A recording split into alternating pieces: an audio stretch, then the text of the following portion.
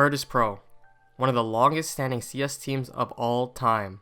Originally consisting of a roster of Taz, Neo, Pasha Biceps, Snacks, and Bialy, this team was one of the most successful teams in Counter-Strike, winning several majors and tournaments, including Katowice 2014.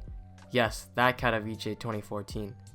The team had one of the most successful runs in CSGO without making a single roster change. That's right, all these majors and tournaments won over the course of 4 years all have been done with the same roster that the team had signed in 2014. But if you take a look at the current roster for Virtus Pro, you'll notice that the roster is unrecognizable. The famous Pasha Biceps? Gone. The in-game leader Neo? Nowhere to be seen.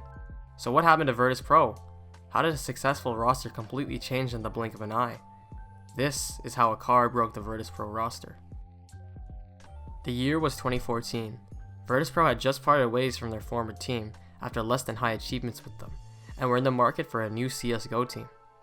In came, again, a Polish organizationless Counter-Strike team consisting of Taz, Neo, Pasha Biceps, Snacks, and Bialy. This team had history competing in a couple of tournaments where they did relatively well, but nothing huge had been accomplished by the group yet. And Virtus Pro said, yeah, I want these guys. So, on January 25th, 2014, Virtus Pro signed the roster of Again and formed the new Virtus Pro. The team, despite any huge experience, quickly rose through the ranks of CSGO esports, and come March 2014, just 2 months after forming the new roster, Virtus Pro had already won their first major, ESL Major Series 1, Katowice 2014. Yeah, you know, the Katowice 2014 where all those expensive stickers come from? Following the quick success of Katowice 2014, the roster would continue to play together, winning S-tier tournaments such as E-League Season 1, ESL ESEA Pro League Invitational, and ESEA Season 18 Global Invite Division throughout 2014 to 2017. The entire time keeping the exact same roster that Virtus Pro had originally signed in 2014. The team was not only successful, but inseparable. Or so we thought.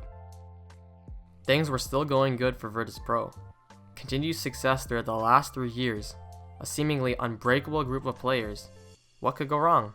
And then came DreamHack Masters Las Vegas 2017. Before the major began, Virtus Pro's founder really wanted to win the major.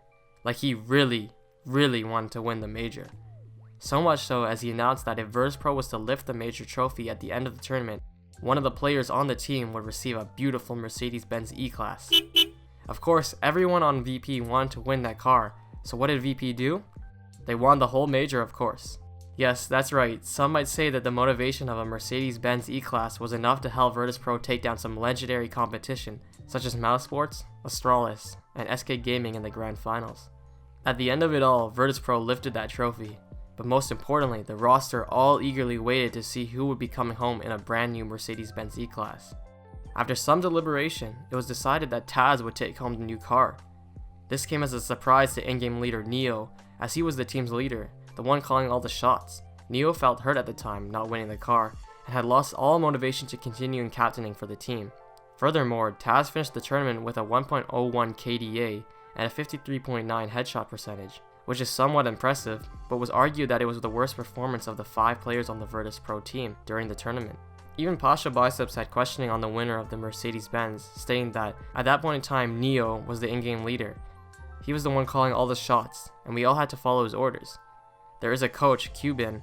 They work together in tandem. There are also other players who have impact on the win, but who's calling all the shots, arranging the team play, and has a vision? For me, that person should be the most appreciated. Essentially stating that maybe the coach, or in-game leader Neo, should have been appreciated the most. Following this frustration, Neo stepped down as in-game leader for the team, and that's where the long-standing roster began to crumble. From this one on, the team began seeing weaker and weaker performance.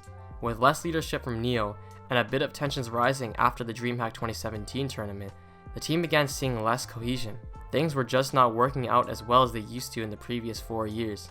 Eventually, Taz would be the first player to leave the roster of Virtus Pro in March of 2018. Following some lackluster performance, the next player out the door was former in-game leader Neo, who parted ways with Virtus Pro in December of 2018. The next year, in 2019, Virtus Pro would then part ways with Pasha Biceps in February, and then Bialy in May. This left the lone standing Virtus Pro member from the legendary Virtus Pro roster, Snacks, all by his lonesome. It was at this time he was an inactive player for Virtus Pro, but he was still signed to the team. That would quickly change when he was then acquired by Illuminar Gaming in April of 2020, and with that, the Virtus Pro's legendary long-standing roster ceased to exist. So that's how a card destroyed Virtus Pro's legendary roster. It's crazy to think that maybe if the card was never gifted to Taz, or anyone on Virtus Pro, maybe the team would have been held together a little while longer, perhaps even go on to win another major. Unfortunately, that's not the case though, and many of the players of the golden days of Virtus Pro don't even play Counter-Strike anymore. If you enjoyed this video, please leave a like as it helps support the channel. If you would like to see me cover another interesting Counter-Strike story, be sure to leave it in the comments below. Thanks for watching.